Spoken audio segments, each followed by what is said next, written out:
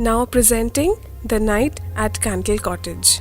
The Night at Cantle Cottage is a radio play designed to send chills across the listener and at the same time etch out the strong human emotions which at times turn malicious to the point of no return.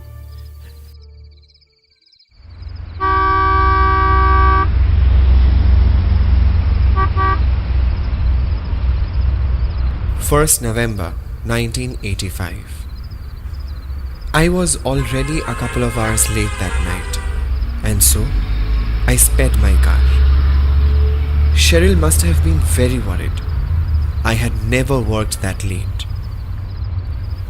As I reached the bridge at Southern Avenue, I met with a checkpost. A policeman approached me. Sorry, sir. I'm afraid you need to take some other route. A major accident has occurred. The bridge won't open until Tuesday. I hardly had any choice but to take the deserted Cantle Road, which is infamous for its stories of solitude. I turned the car and began driving towards Cantle Road. I noticed the fuel tank wasn't filled to suffice my drive and would stop within a kilometer. I kept driving, expecting a filling station, but none was in view.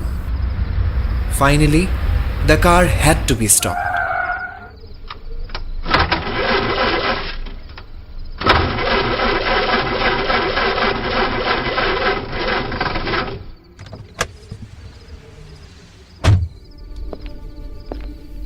I looked around for company, but Cantle Road had kept up to its tales. It was deserted across its stretch. All of a sudden, I noticed a flickering of bulbs. I looked closely, only to realize that I was standing right beside a cottage, an ancient, deteriorating old cottage. I was in a fix. I thought of looking into the cottage to make a phone call. Cheryl must have been at her wits' end by then. And so, I approached the door.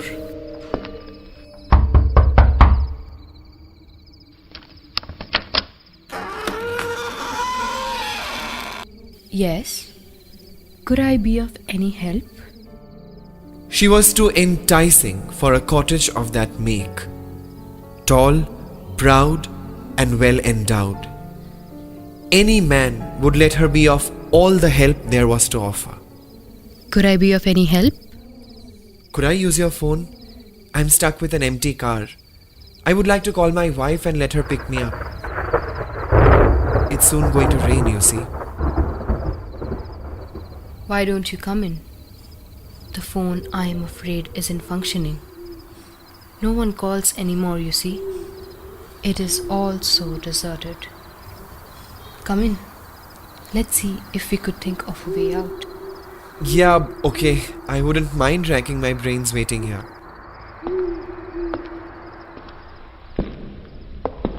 So, you live with your folks? As I said, it is all so deserted. No one lives here. No one calls either. Why don't you take a seat? Would you care for some wine? I happen to have some of the best. I surely would. I heard the clouds burst and turn drizzles into downpour.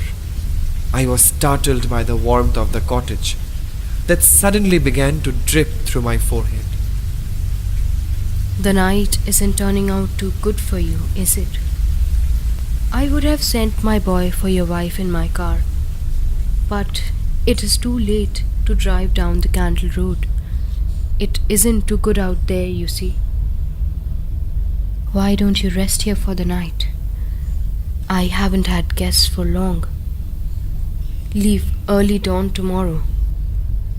Go upstairs, the third room from the left. Take a shower, and I shall get you some clothes and your share of wine. Yeah, I'm sure. It will be all dry by the dawn. I shall leave then. Cheryl, my wife, must be all worked up thinking about me. She seemed to have heard, but kept walking towards the small kitchen at the left corner of the giant hall. With every step she took, with every bend of her arches, I seemed to lose track of the cause I was here for. I set towards the convoluted spiral staircase that stood opposite the kitchen. As I climbed up the stairs, I could hear something. I trifled it and rushed upwards. I began walking towards the third room from the left. As I reached the room, I saw it was locked. The door lock was wrapped in webs. Suddenly my notice drifted from the lock to a sound. It took me a moment to realize it was from within the room, the locked, unused room.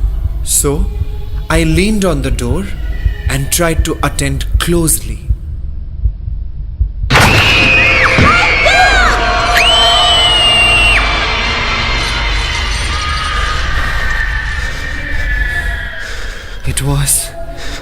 It was as if someone waited to be unlocked. I realized they were children, howling, screaming and crying. Not one, but many. The entire corridor resonated with those children, weeping for empathy to me. I could see no one around, but the cries kept on growing sharper. Just as I began sinking in the cries that kept pinning my brain, I was distracted by a voice. Here, I forgot to hand you over the keys. Let me unlock the room for you. This is your room for the night. Feel at home. Freshen up. I will get you something to wear. As she opened the door and left for downstairs, I wondered how the crevices of the cottage had trapped a mortal of this making. She aroused an aura that is hard to pen and rare to experience. I entered the room only to gather how impeccably clean it was, spotless, as some wouldn't mind saying. It was the deepest hour of the night, 2:30, the clock above the bed suggested. I headed straight to the bath. The bathroom was neat, with all handy essentials. I could spot a clean white towel on the hanger and shampoos and soaps on the shelf upon it. As I started cleansing the night off me, this unfortunate night, I could once again hear those cries. Suddenly,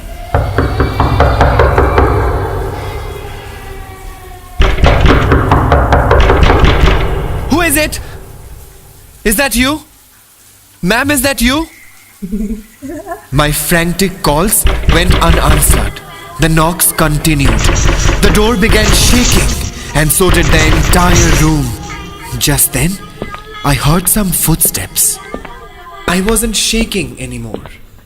The footsteps, however, stopped quite abruptly.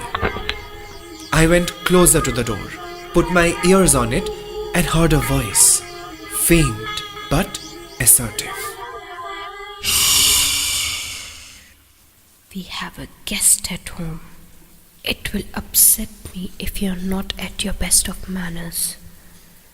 I could punish you later for this. Be good, or mother is going to be very, very upset. Are you done with the shower? Dinner is set up. The clothes are on the bed. I was dripping and uncovered. I wrapped the towel and opened the door. There she was, standing, waiting for a response. Did I scare you? No, not at all. See you downstairs. As she turned to leave, I couldn't help but ask, "You said you lived alone here, all by yourself. Are you sure?" I told you, I live all by myself. No one else lives here. No one does. Why? Does it seem dubious for a woman to take care of herself? Are you suggesting it was better if I had a man around? Are you married? Oh, of course you are.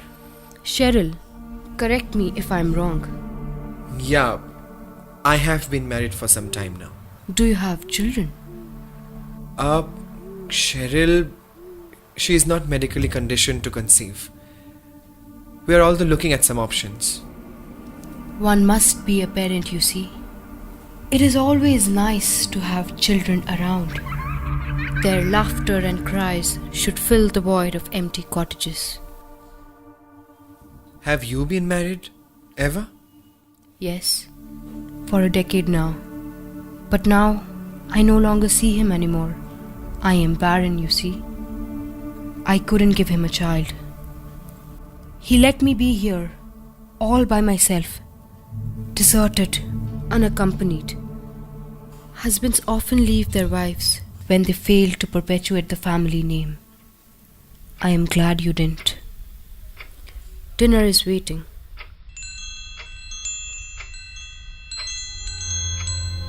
I was floating on the ambiguity of the night. I had escaped the rains, but the silence at the dining table made me sense a storm that was to follow. It, however, surprised me how she had laid a meal for two, but it was abundant to feed a family, a well-stocked family. She served soup, breadsticks, steaks, and a glass of wine, and positioned herself at the precisely opposite chair, as if she was to notice all my inner conflicts and count all my frowns. How do you like the soup? It isn't too salty, is it? Everything is just perfect, as if preconceived. Something seems to have scared you. Or is it one of your dry humor attacks? Neither. I'm just too sleepy. Should I pour you some more wine? I assume you like it. She came across to my side of the table and began filling my glass. Just as I made a move to reach my glass, I heard something. All of a sudden, I saw a chair being pulled, and then another, and then all 8 of them. The plates that were put upside down turned all by themselves. The lady stopped for a while, addressed the unseen. Punctuality is a lesson I needn't teach you anymore. You are right on time. The clock struck 3. The cries invaded the silence once again. The plates defied gravity and rose towards the roof. Soup was slurped. Wine was poured. There weren't people in sight, but I was sure we weren't alone. What makes you so scared, young man? They are harmless and they are hungry. I began moving backwards, a defensive reflex. She looked right at me. Stop right there! You can't leave without meeting my girls. My benevolent, harmless little girls. 8 little girls caught my vision. I adore my girls. Aren't they something? All they need is a father who wouldn't leave them alone. This house needs a man. My family needs a man. I began drawing back my steps, looking for an escape. There is no escape, gentlemen. The children with their mother were approaching me. My family needs you. You can't leave us anymore. And just then, I noticed a door, smaller than usual, at the other end. I reached for its knob. It was jammed. I tried harder and pulled the door. Hell broke loose. What seemed a small petite door was indeed a cupboard, a storehouse of the evil. Skulls started crumbling from the shelves and falling on the wooden floor. The last shelf had corpses, beheaded, little young girls murdered. I turned back and found her standing at the door, waiting for a response. Welcome to the family. Now that you know all about it. I had nowhere to go. It was me, all alone in a room of lunatics, dead and alive. They were coming for me with arms extended. Leave me alone. I have a wife waiting at home. Leave me, please. Leave me, please. Please, please, please. Get up, darling. Whom are you talking to? So it was all a nightmare. We are all safe? Am I with you? Of course you are, dear. What was it that you dreamt of? Nothing at all. Just a depressing dream. Darling, would you mind putting on the radio, please? Oh, sure. Let me get you some tea. And now for the early breakfast news bulletin. Revelation at Cantle Road. An ancient cottage housing a woman has been sealed by the local authorities as the owner, Mrs. Dorothy Matthews, was arrested for kidnapping and brutal murder followed by beheading of children, especially girls. The long-running case of missing girls in the district have finally been unearthed. Moving further, President's visit.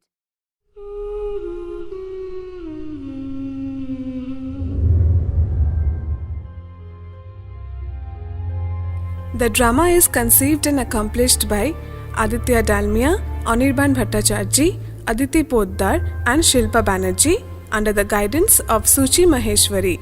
Special thanks to Shubhodip Shengupta.